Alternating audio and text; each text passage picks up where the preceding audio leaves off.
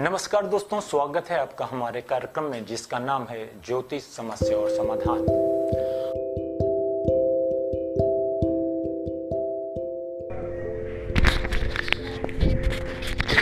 आंखों समस्याओं से आजकल हर व्यक्ति परेशान है। बच्चा हो या बड़, सभी को नेत्र रोग हैं। कुछ आनुवंशिक हैं या कुछ कुंडली में स्थित कारक ग्रहों के आधार पर बताए जाते हैं। कुछ आजकल की दिनचर्या को इसके लिए दोषी मानते हैं। कारण कुछ भी हो, इसका मूल एक ही है कि आंखों की समस्या से सभी परेशान हैं। कारण कोई भी हो या यह सभी कारण एक ही हैं। क्या हमारे ऋषि मुनि इतने त्रिकालदर्शी थे कि उन्हें पता था कि कलयुग में ऐसा होगा, क्योंकि उस समय उन्होंने चक्षुषी विद्या के रूप में एक ऐसा मंत्र दिया जो आंखों की समस्त विकारों को दूर कर सकता है। कुछ लोग या यह कहें कि ज़्यादातर लोग इस चक्षुषी विद्या का पाठ नित्य करते हैं, लेकिन उन्हें कोई भी परिणाम प्राप्त नहीं होते। कारण क्या है?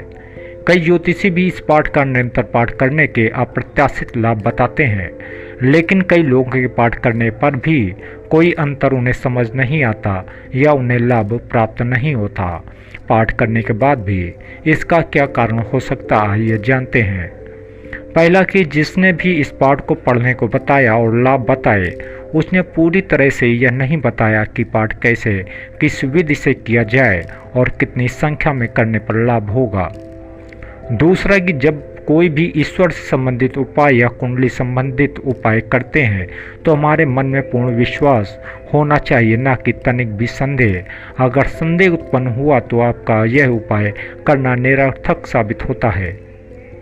हम यहाँ आपको बताएंगे चक्षुषी विद्या का पाठ कैसे विधिपूर्वक करते हैं और कौन कौन सी सामग्री इस पाठ को करने के लिए आवश्यकता होती है। चक्षुषी विद्या पाठ करने के कुछ नियम हैं, जैसे पहला, लाल आसन पर बैठें। दूसरा, एक तांबे का छोटा कलश और एक पात्र, एक चम्मच कुछ धूपबत्ती या दीपक, देसी घी, गुड़हल का फूल, रोली के अलावा सूर्य उदय से 10 मिनट पहले नित्य कर्मों से निवृत्त होकर पूर्व दिशा की ओर मुख करके बैठें। लाल आसन पर बैठें। यह छोटे कलश में गंगा जल भरें, उसमें गुड़, रोली, फूल, कलावा जल में डाल लें। कर पात्र में थोड़ा सा गंगा जल भर लें। धूप बत्ती या दीपक प्रज्वलित कर लें। अब सूर्योदय से पहले श्री गणेश जी की वंदना करें। फिर अपने कुलदेवी या कुलदेवता या अपने इष्ट देव का ध्यान करें। श्री आदित्य हृदय स्त्रोत का पाठ विनियोग के साथ करें।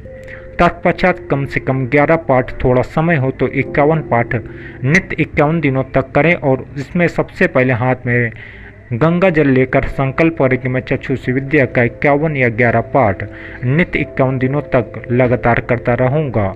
और इस पाठ से सभी से प्रार्थना करें, अग्नि, जल, वायु, आकाश, पृथ्वी और सूर्यदेव, चंद्रदेव सभी को साक्षी मानकर पृथ्वी को प्रणाम कर अपने नेत्रों के विकारों को दूर करने की प्रार्थना करें। अब विनियोग के साथ इस पाठ को आरंभ करें।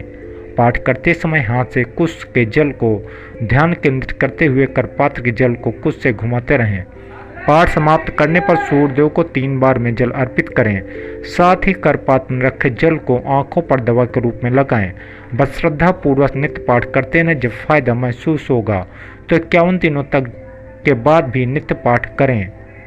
साथ ही जब भी सूर्य संक्रांति, सूर्य या चंद्र ग्रहण हो तो 2 छोटे पीतल या तांबे के कलश लें। दाहिने कलश में सफ़ेद तिल, सफ़ेद सिक्का और बाएं कलश में पीला सिक्का, सब साथ में काले तिल भर कर पाठ करते समय रख लें। और पाठ करने के पश्चात किसी योग्य ब्राह्मण को दान कर दें। ऐसा करने से आपके नेत्रों में व्याप्त रोग जल्दी ही दूर हो जाएंगे।